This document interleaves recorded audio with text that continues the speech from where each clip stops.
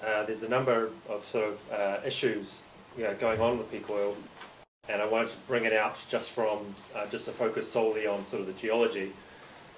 So first we'll look at what oil production has been doing over the last couple of years, what various people have been forecasting for that, and just a brief recap over peak oil. Then we'll look at the sort of geopolitics of oil, the sort of shifts that are going on there. And in part 3 we will look at the transition to sort of alternative liquid fuels and the sort of the net energy debate as well. So there's quite a lot to get through, but we'll see how we go. So first, part 1. So these are some oil fields. We've got the green one there is the Maui field in New Zealand, what we've had recently. It's New Zealand's largest liquid field, also gas field as well. Dunlin field from the UK and the East Texas field in Texas. So they typically show that sort of rise and decline profile that you get with an oil field. So looking at the East Texas field, this is now East Texas and Texas. So Texas peaking in 1972 at just under 3.5 million barrels per day. That's million barrels per day on the vertical axis, and East Texas at the bottom, also peaking at around about the same time. So as goes the field, so goes Texas. And as went Texas, so went the USA. The USA peaking at around 1970, declining from about 10 million barrels per day, quite a major producer back in the 70s, to around about 4.5, and just in the crude oil today. So as went the USA, so eventually must go the world. And so as all the regions, various regions in the world peak, so eventually must go the world oil production. The question is sort of when is it going to happen, and what the sort of forecast available with that. And looking at discovery, there's been a 40-year trend in declining discovery. So it tends to lag, production tends to lag what discovery's been doing. So what's been going on, that's sort of the world scale, but what's been going on recently. And we'll just focus in on the last sort of little while from 2000 to 2020, and we'll see what has been happening there. Okay, so this is information from the Energy Information Administration in the States. This is one of the main agencies. We've got, they divide up their data, their liquid data like this. They've got crude oil, and then natural gas liquids and other liquids. And we'll note that natural gas liquids and other liquids, they don't quite have the same kind of energy content as oil. Oil is really the real stuff that we use to power our transportation. But most people who make production forecasts just focus on crude oil and natural gas liquids, also called conventional oil. So we'll just focus on those. And this is back in 2003. So this is what the Energy Information Administration, they were saying that's where it was headed back in 2003. That's where they thought things were going. And also Dr. Ali Samsam Bakhtiari, he's a vice president. He's just recently passed away, but he was a vice president of the National Iranian Oil Company, and so he had quite a different perspective on where things were headed at that stage. And so if we just start the animation, this should just play it forward as through time. So that was the Energy Information Administration again. And then we have Colin Campbell from the Association for the Study of Peak Oil and Gas, his forecast. He likes to update it every couple of months. Again, another forecast from them, from the Energy Information Administration. This is by a maths PhD, using a mathematical model. So we can see it starts to flatten out around about 2005, 2006. Another forecast from the International Energy Agency, the Paris-based agency. Colin Campbell again are making a revision. This is from another maths PhD with another mathematical model. This is a PhD candidate from Swedish University. That's his low sort of forecast. So as you can see, the mainstream agency is not that accurate really over the last couple of years. Energy Watch Group, a German-based agency, Colin Campbell again, and that's us sort of at the end of 2008. We just had a sort of a slight rise, but since this is sort of the recent data from the Energy Information, but we've just sort of started to come down off that recent peak again. So pretty flat over the last couple of years. And what can you say about that? Well, you can say, well, the mainstream agencies, not that accurate, but and for other reasons as well, as the just general accuracy of the last few years tend to blow me down, but I tend to trust these people more than I trust these people. There's also sort of methodological issues, and in that we don't really have time to delve into, but still obviously a whole lot of uncertainty about where things are headed. So what can we do? Well, and let's remember, Colin Campbell heeds us to not sort of focus on one particular forecast and that every number is wrong. The question is by how much. So we'll take Colin Campbell's most recent forecast, and with sort of 6 other forecasts that fit into this sort of format. There are other forecasts, we'll just take those ones that have been reasonably accurate, and we'll take a range and the upper and lower quartiles. And what does that tell us? Well, it says by 2014, we're roughly looking at 1% to 10% less oil coming out of the ground than there is now. And by 2020, we're sort of looking at 13 to 25% less oil coming out of the ground. That's just taking a range of the recent most accurate forecasts. So that's the first part. And now let's have a look at geopolitics. Okay, this is our major, we'll change gears a little bit, but this is our major sort of geopolitical unit over the 20th century, is the nation state. So we've got the state as the political entity. The nation is supposed to be this ethnically and linguistically homogenous group, and basically there's a transaction. They provide us with political goods, and we are loyal to them.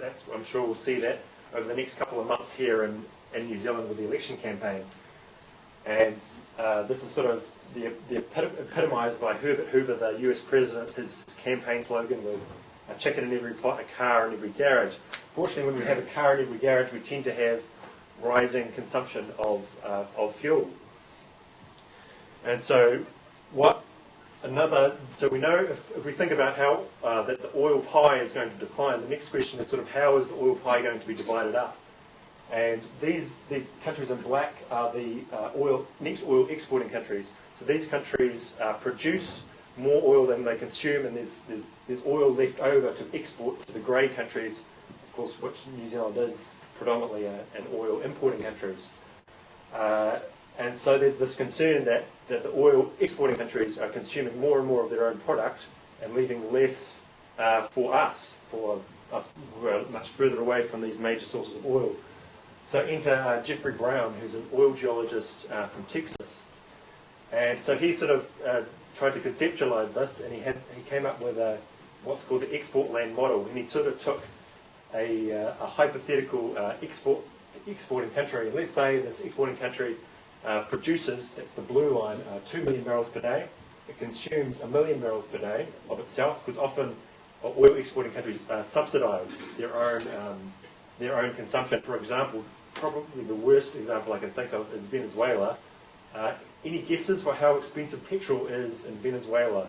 5 cents? Yes, 5 cents a litre. 5 cents a litre. So obviously, when you have a rising, there's not much incentive to conserve, and you have a rising population. What say the production would start to decline at 5% a year, and you'd still have consumption going up at 2.5% a year? Well, then your net oil exports would decline from 1 million barrels to 0 within 9 years. So he takes some historical examples, and in the blue we've got the production of Indonesia, the red we have the consumption of Indonesia over the last while, and the black line are the net exports. So Indonesia peaked in 1992, and within about 14 years its exports disappeared. It probably became a net importer around about 2003, 2004. Another example was UK, the North Sea. They peaked there about 1999 at just under 3 million barrels per day. Their consumption has stayed relatively flat, and exports have declined from 1 million barrels to nothing within about 6 years. Okay, Colin Campbell also, as well as publishing, Colin Campbell from ASPO, the Association for the Study of Peak Oil and Gas, he also publishes production profiles of individual countries. So this is based on his production profile of Mexico. So that's the block is historical data, and the line is projected into the future. And the consumption, I've just taken sort of UN data on population projections and sort of looked at recent changes in oil consumption per capita, and just taken some of those assumptions and had a look there. And it's so production has peaked in Mexico in 2004. It's rapidly declining.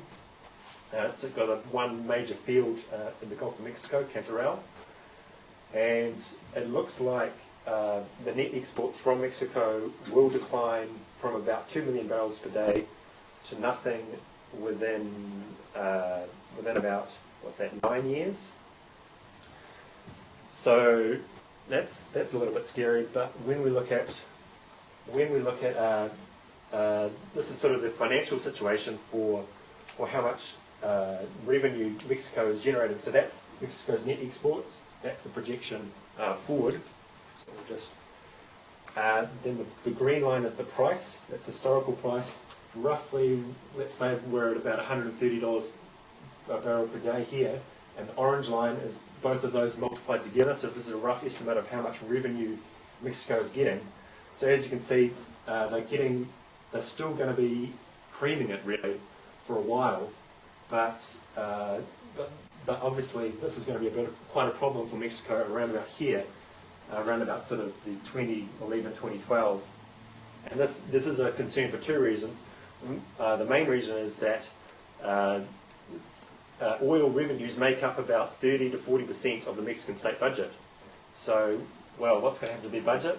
Things are going to be quite tight in the future, and they won't be able to provide that sort of that welfare to their populace.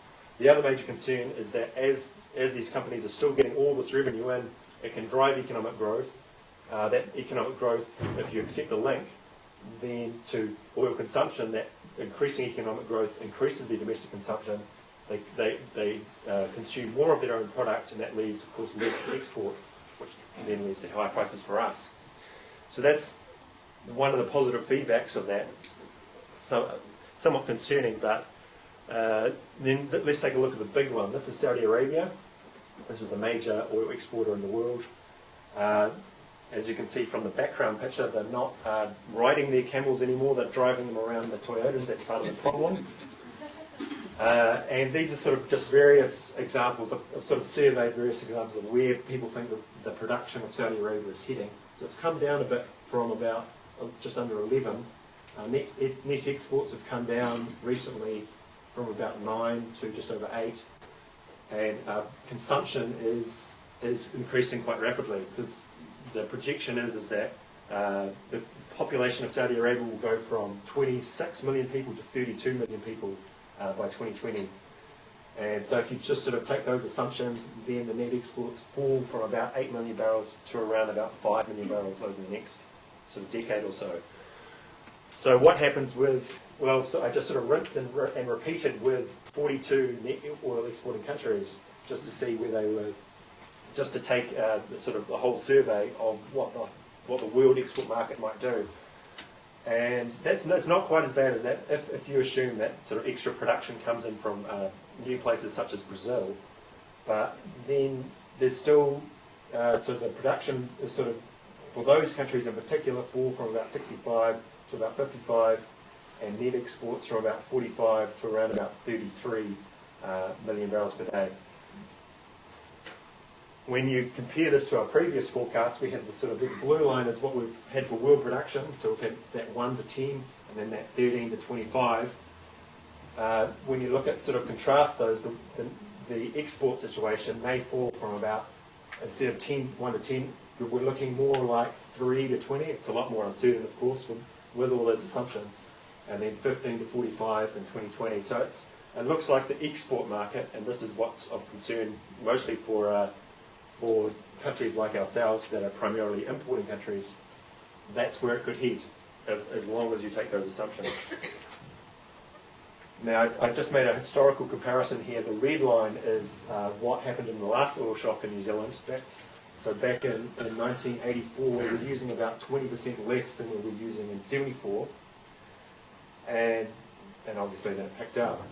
and then this brown line here is a sort of just hypothetical 3% per year decline in consumption, and that sort of fits into our range. But it's important to note that well, if the export market does shrink, such as suggested by Jeffrey Brown, then it's not that sort of flattening kind of exponential decline curve you get from geology. It's more of a kind of a linear decline or steepening decline, and that's just to give the general shape of how it might play out. Okay, then there's the next sort of part, the next sort of main issue in the oil geopolitics is that before it gets to us, it has to pass through this whole network of oil infrastructure, like rigs and pipelines and shipping and so on. And there's been concern that there's been a lot of attacks on this infrastructure by various groups around the world. This is a pipeline in Iraq, and that's been blown up by some people. And so obviously that has quite an impact on that oil getting to us and getting into our petrol tanks. So what are the drivers of that? And here's some of those countries that have had those attacks over the last little while. The main countries that are the best examples of this are Iraq and particularly Nigeria. But these attacks have started to spread a little bit to Mexico, Colombia, Sudan and Yemen, but they still haven't really have an impact. But in Nigeria in particular, we'll have a look at Nigeria, they really have had quite a significant impact. Because around about the end of 2005, Nigeria was producing about 2.5 million barrels per day. There's a group called the Movement for the Emancipation of the Niger Delta, or MEND. They really started stepping up their attacks on the infrastructure in Nigeria and blowing up pipelines, kidnapping oil personnel and so on. And that's had quite an impact. They're now down to about 1.8 million barrels per day, the most recent data. And that's potentially by this stage, they could have been producing about 3, but so there's sort of about 1 million barrels per day has been lost from those attacks. So what are the drivers of this? This is the work by John Robb and Jeff Vail, who are kind of analysing how warfare is evolving in the 21st century. And so one of the key drivers he takes is what he calls a shift to primary loyalties. And what we mean by that, we'll take a look at Iraq. This is sort of the geographical boundary of the state of Iraq, but that's what the central government is supposed to control.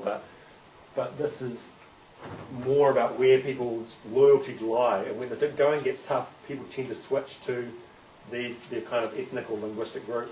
So in Iraq, you've got the Kurds at the top, who sort of extend out into Turkey and Iran. The Sunni Arabs and the Shia Arabs. There are also other groups as well. It gets even more complicated. But essentially Iraq at this stage is kind of divided up along those boundaries. Then we have you can even get another layer. It gets even more complicated. There's tribal distinctions in Iraq. People may have loyalty to their tribe. Or even if things start to fragment even further, you can just have a loyalty just to the neighborhood militia or the neighborhood gang. So it's very difficult to kind of deal with all these groups, and geopolitics isn't just happening on a kind of nation state to nation state kind of level. In a lot of these countries it's starting to fragment.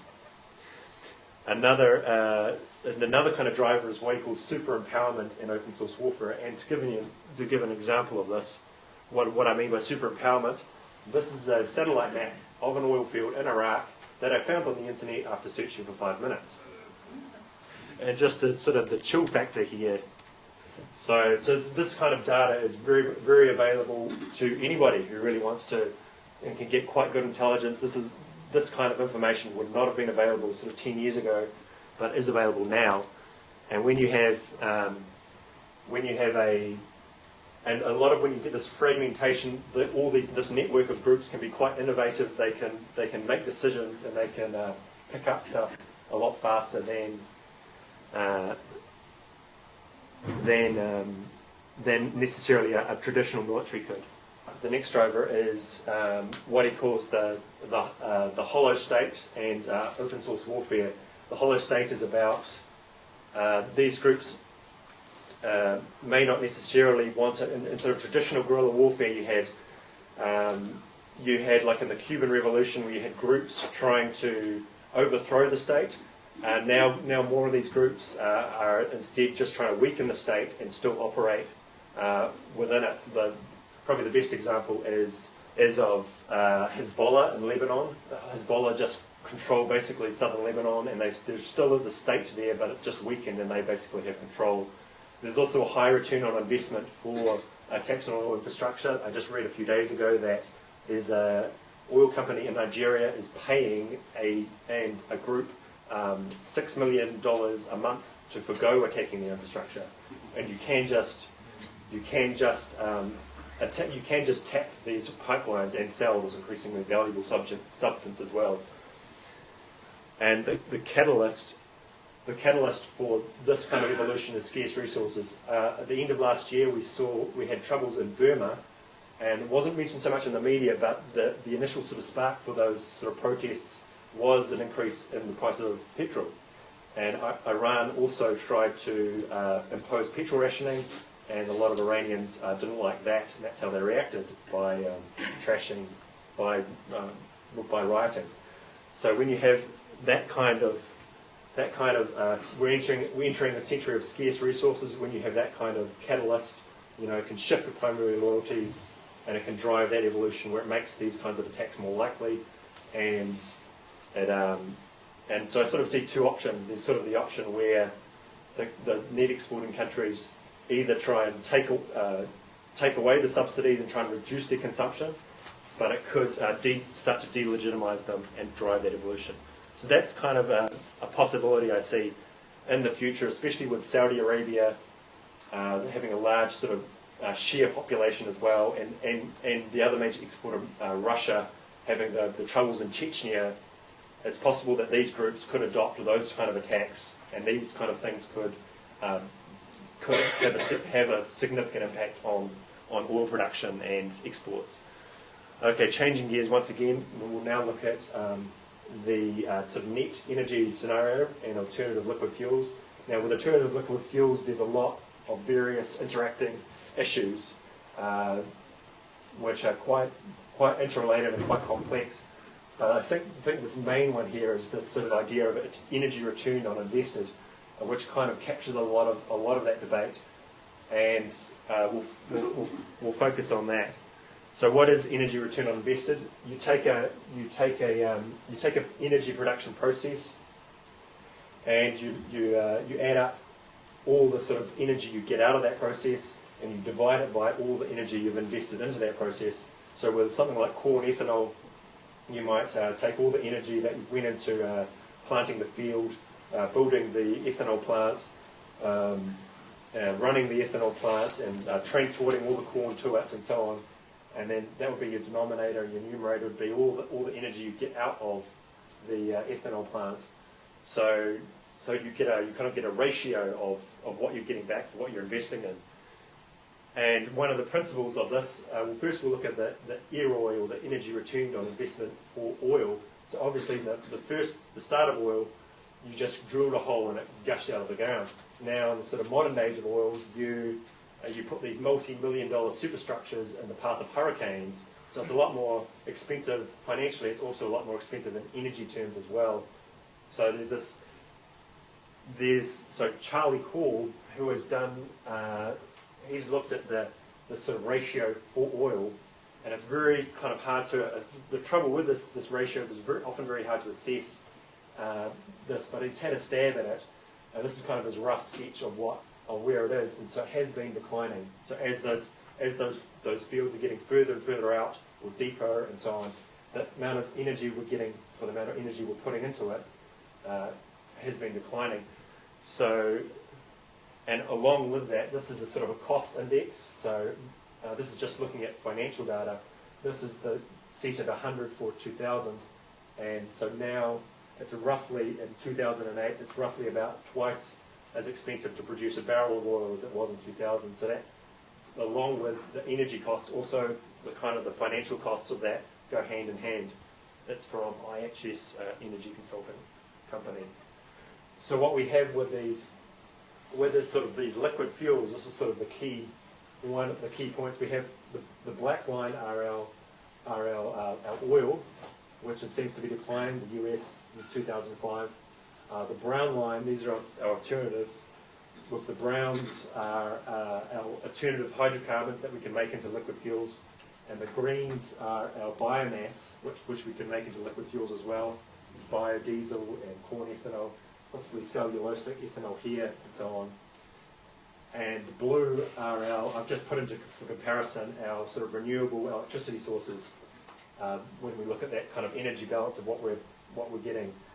And I've put these on a log scale so that we can see at one we have, that's kind of the break-even point. Most of the debate around this issue focuses on this break-even point, and if it's above that it's supposed to be okay, and if it's below it it's supposed to be not worthwhile. I've also put in error bars here, if you can see. And these, often this issue it's quite site-specific, so that's kind of the range of values we have as well. So you can see that most of these alternatives often range below that break-even point, but often there's quite a range there in what you can get. Now, but obviously these ones are they're just not as good. They're just not as good as our oil so far, and there's kind of fundamental reasons for that. Basically, with biomass, alternative hydrocarbons, they're just quite bulky, and not as energy dense. So if you're taking these, you're mining them out of the ground, or you're growing them, then you have to kind of shift them into a plant. It's going to take a lot of energy to do that, and then you have to process them because they're not liquid. You have to process them into liquid fuels, and that takes energy as well. So generally, there is kind of this transition from these high gain energy resources, high gain liquid fuels, into low gain liquid fuels. Obviously, with our renewables, we're not in such a bad position, but we've got the trouble that renewable electricity doesn't yet power our automobile fleets. Now the problem isn't just this break-even point. Charlie Hall, who is the sort of originator of this concept, he proposes that there is actually another more important point. It's not quite sure where it is, but it's around about at 5 or 8 to 1. So for every 1 unit of energy you're investing, getting 5 or 8 back, that's kind of another point where he sees as important. And none of these really kind of get in there. Maybe Brazilian cane ethanol. And the issue why he comes up with that 5 or 8 is for this next chart. Here, along here we have, this is society's overall energy return on investment. So this is like taking all those energy sources and kind of averaging out that energy ratio. And across here we see how energy is distributed across society. So when you have a reasonably high energy ratio up here, you're only spending this much on getting that new energy in society. While the blue is sort of your surplus energy that you can spend on whatever you like. And along here you have at 5 or 8, that's where if the overall energy ratio of society gets down to about that level, then things start to steepen quite rapidly. And just to be clear about what I mean by surplus, discretionary and surplus energy, I mean when I'm talking about staples, I mean things like potatoes. When I'm talking about discretionary, I mean things like shopping malls. So you have this, and I think this is arguably what you have now is looking at the economy at large, is you have this kind of this reallocation going along from the retail sector and the sort of discretionary sector into the where do we have into the energy sector, the energy and the food sector. These are the sectors that are booming right now, and it's the retail sector that's suffering, and arguably it's that chart. That's what's going on in society. That's sort of the big picture of that reducing ratio. So just in summary, that's where I see that's sort of the main points of this presentation. It's sort of those sort of rough numbers of where things are heading in the export market and the world production, and then credibility, obviously a shift from the mainstream, hopefully, to the people of forecasters. The oil exporters winning out on the oil consumption.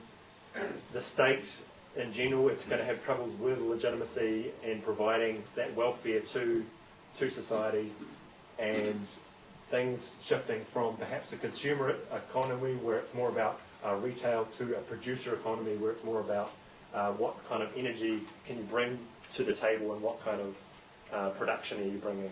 And you have to forgive my slightly morbid sense of humour here.